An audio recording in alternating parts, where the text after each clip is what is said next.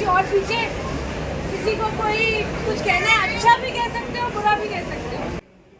नमस्कार, आप देख रहे हैं गोल्डन किरण न्यूज और मैं विक्रम सिंह। ये सीधी तस्वीरें आपको दिखा रहे हैं कुरुक्षेत्र के एलएनजेपी हॉस्पिटल से, जहां पर हरियाणा की स्वास्थ्य मंत्री श्रीमती आरती राव पहुंची हैं और हॉस्पिटल का औचक निरीक्षण करते हुए आपको दिखाई दे रही हैं। वहीं मरीजों के परिजनों से उन्होंने अभी बातचीत की गई और अब उसके बाद जो है सभी वार्ड और सभी कमरों को जो है औचक निरीक्षण करते हुए आपको नजर आ रही है। फिलहाल जो है ये हॉस्पिटल जो प्रशासन है उनसे बातचीत कर रही है और तमाम रजिस्टर जो हैं वो भी जांच किए जा रहे हैं और जो शौचालय जितने भी हॉस्पिटल में हैं उनकी भी गहनता से जांच की जा रही है। उनके स्वास्थ्य और साफ सफाई का ध्यान कैसे रखा जाता है और कैसी उनकी व्यवस्था है, उन सब का जो है जायजा आज श्रीमती आरती राव जो स्वास्थ्य मंत्री हैं वो लेते हुए नजर आ रही हैं और तमाम जो डॉक्टर हैं उनसे भी बातचीत कर रही हैं। फिलहाल ये सीधी तस्वीरें आपको दिखा रहे हैं गोल्डन किरण न्यूज के माध्यम से कुरुक्षेत्र से एलएनजेपी हॉस्पिटल से, जहां पर श्रीमती आरती राव जो स्वास्थ्य मंत्री है वो पहुंची है और तमाम जो जांच है वो करती हुई नजर आ रही है। औचक निरीक्षण जो है वो कर रही है और ये देखिए किस प्रकार से जो है उनका कहना है कि जो हॉस्पिटल के शौचालय हैं उनका जो है व्यवस्था ठीक नहीं है, उनकी साफ सफाई जो है वो ठीक तरह से नहीं की गई है और तमाम जो है इस मामले को लेकर जो है उन्होंने पीएमओ मैडम और जो है और तमाम जो अधिकारी हैं उनको फटकार लगाते हुए भी नजर आ रही है। फिलहाल ये तस्वीरें जो हैं वो एलएनजेपी हॉस्पिटल से दिखाई जा रही हैं, जहां पर जो है श्रीमती आरती राव जो स्वास्थ्य मंत्री है वो पहुंची हैं और तमाम जो है वो जांच कर रही हैं और ये देखिए किस प्रकार से जो है वो मरीज और मरीज के परिजनों से बातचीत करते हुए आपको दिखाई दे रही हैं। फिलहाल जो है कहीं ना कहीं आज जो है हॉस्पिटल प्रशासन को भी जो है श्रीमती आरती राव ने जो है फटकार भी लगाई है और उनको चेतावनी भी दी गई है कि इस प्रकार से अगर चलता रहा तो वो कोई एक्शन लेने को मजबूर होंगी। फिलहाल ये देखिए किस प्रकार से जो है वो बातचीत कर रही है और पीएमओ मैडम से भी जो है वो जिस प्रकार से उनको शिकायतें मिली हैं उसका जो है वो जांच करती हुई नजर आ रही हैं। ये भी मेरे को पता उसको कैंसिल करो डॉक्टर जी। आप मेरे को बताओ आपने एक्शन अभी तक क्यों नहीं लिया है और ये फाइल मेरे पास है। मंत्री जी यहाँ से अगर कोई रेफर होता है ना, रात को रेफर होता है तो प्राइवेट हॉस्पिटल में लेके जाते हैं, यहाँ से कुछ ला लो। सफाई नहीं हुई ना, मुझे यही लग रहा था बस इसलिए क्योंकि सफाई नहीं करना चाहता कोई।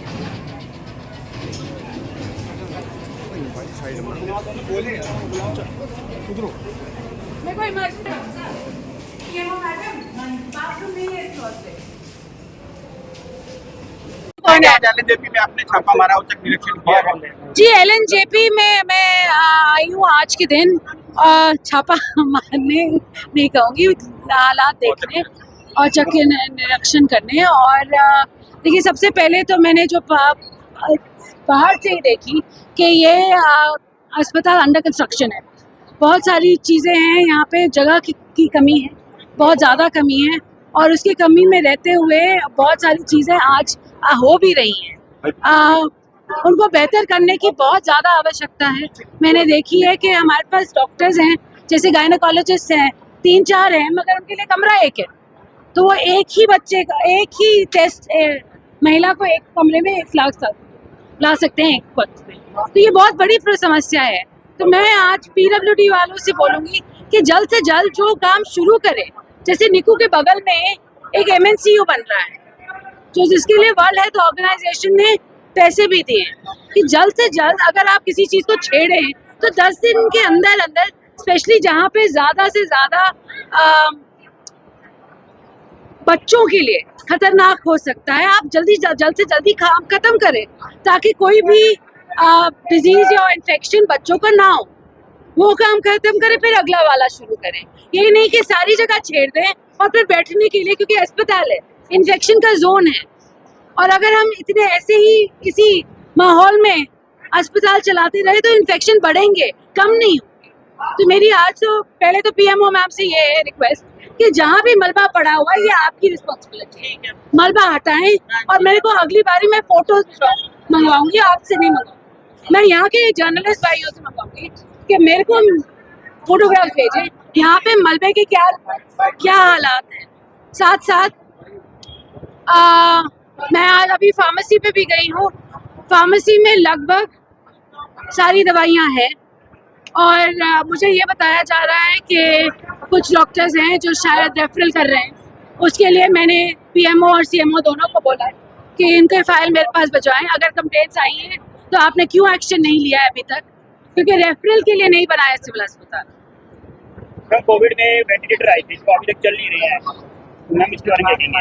बताएं आप कोविड के मैडम वाई पैप तक हम मिले रही इन्वेजिव नहीं नॉन इन्वेजिव प्रोसीजर में पेशेंट को रख रहे हैं। हाँ जी, इन्वेजिव भी स्टार्ट हो जाएंगे हमारे डॉक्टर से अंडर ट्रेनिंग नहीं, इनका सवाल ये है कि वो काम कर रहे हैं या नहीं कर रहे हैं। कर रहे हैं हम कर रहे हैं तो मैम जल्दी पेशेंट आते हैं उन्हें रेफर किया जाता है बाहर को, इन्वेजिव के लिए करते हैं तो प्रॉपर वेंटिलेशन के लिए वाई पैप और सी पैप भी रख रहे हैं। हाँ। तो अभी हमारे स्टाफ ट्रेन हो जाएगा और विद इन 15 डेज हम स्टार्ट नहीं, इस सारी चीजें कि मैं फिर इसके बाद यहाँ पर मोस्टली जो डिलीवरी होती है उनको बाहर ज्यादातर बाहर ही रेफर किया जाता है। मैं अभी अब देखिए 2 गायनेकोलॉजिस्ट सर्जन एनएचएम से, 2 सीएच के साथ हैं, 4 हैं आज के दिन। मैंने पूछा है 26 हुई हैं, 26 सिजेरियन हुए इस महीने में। साथ जो 3 FRUs हमारे हैं उधर 5 से 10 सिजेरियन हो चुके हैं। तो हमारी कोशिश है आने वाले वक्त में कि किसी को रेफरल नहीं हो, क्योंकि इतने सारे गायनेकोलॉजिस्ट सर्जन हमारे पास हैं, पीडियाट्रिशियंस हैं, एनेस्थीसियोलॉजिस्ट हैं। तो ज़्यादा से ज़्यादा मैं चाहूँगी, और तभी मैं आज के दिन हर 2 महीने हर 3 महीने सबसे ये जानना चाहती हूँ कि कितने डेंटल हो तो डेंटल सर्जरी में कितनी सर्जरीज हुई हैं, FRU हैं तो कितने सिजेरियंस हुए हैं। ये नहीं मेरे को बढ़ा चढ़ा के करवाना है, मैं बस ये कहती हूँ कि जिनको रेफरल ना हो वहाँ तक हमारे को अपने जो सिविल अस्पताल है वहाँ तक लाना है। शौचालय की हालत काफी खराब दिख रही है, आपने शौचालय की हालत भी आपके कमांडोस ने देखी है। जी, शौचालय की हालत बहुत बुरी है, इसमें कोई दो राय नहीं है। इन मेरे को बोला गया PWD वालों ने बंद किया है, ये बिल्कुल गलत है, क्योंकि जहाँ OPD होनी चाहिए होती है वहाँ आदमियों का है, मगर महिलाओं का कोई शौचालय नहीं है, उसको लॉक कर दिया गया था। बहुत ही बुरी हालत है, गंदगी है अंदर, और मैंने दरवाजा तोड़ा है तब जाके, क्योंकि मैंने चाबी मांगी है, 2 बारी मांगी, चाबी मेरे को मिली नहीं। सरकारी को लताड़ भी लगाई है आपने, क्योंकि नहीं, मैंने बोला है मेरे को XCN PWD चाहिए, उन्होंने कहा कि मैंने तो PMO से बोला है, इनके नीचे है कि महिलाओं के शौचालय जहाँ महिलाएं ज्यादा होती हैं, गायनी वार्ड आपका नीचे है, तो महिलाओं का वो क्यों नहीं है वहाँ पे? लेट आते हैं तो मेरे पास रजिस्टर है, इसके बाद मैं रजिस्टर मंत्री जी आपका ये दौरा लगातार जारी रहेगा। मंत्री जी आखिरी सवाल बिल्कुल चलेगा। है, प्रधानमंत्री ने मन की बात में हॉस्पिटल कुरुक्षेत्र की ऑल इंडिया से प्रशंसा की थी, यहाँ पर कोई भी मलेरिया केस आज तक नहीं आया, तो उन्होंने कहा था यहाँ से सीख लेने की जरूरत है, लेकिन आप भी यहाँ पहुंचे हैं तो कैसा? नहीं, देखिए, ये जो अच्छी बातें हैं उनको बिल्कुल बढ़ानी चाहिए, कि बात ये सही है कि अगर मलेरिया के केस कभी आए नहीं है तो बिल्कुल बहुत बड़ी बात है, ये बहुत अच्छी बात है, और पूरे हरियाणा को इससे, पूरे भारत को यहाँ से सीख लेनी चाहिए उसके साथ साथ। मगर ये भी सच है कि जो 4 साल हैं वो पीछे हो गए, अब आने वाला वक्त है डेंगू, मलेरिया और चिकनगुनिया का है, तो हमें सतर्क रहना पड़ेगा।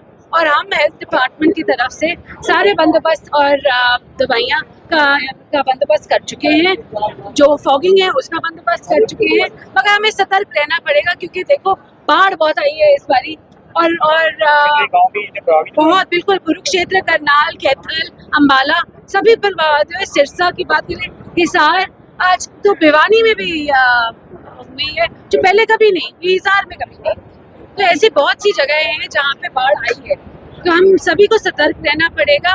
और मैं अपने हरियाणा प्रदेश वासियों से भी हाथ जोड़ के विनती करूंगी कि जहाँ भी बाढ़ प्रभावित एरिया ही नहीं, मगर अलग से शहरों में जहाँ पानी रुकता है, बारिश का समय है जहाँ रुकता है, आप प्लीज अथॉरिटीज को बताएं, ताकि वो जल्द से जल्द आके, अगर शहर है तो आप म्यूनिसिपैलिटी को बताएं, वहाँ दवाई छिड़काएं, और अगर गांव है तो वहाँ पंचायत को बताएं, और वो जल्द से जल्द दुआ करें। मंत्री जी आखिरी सवाल है, छापा और भी जारी रहेगा, और हरियाणा आपका ये निरंतर जो छापा कह सकते हैं और भी जारी रहेगा हरियाणा प्रदेश में लगातार, क्योंकि जिस तरह से बिल्कुल बिल्कुल बिल्कुल बिल्कुल 100%।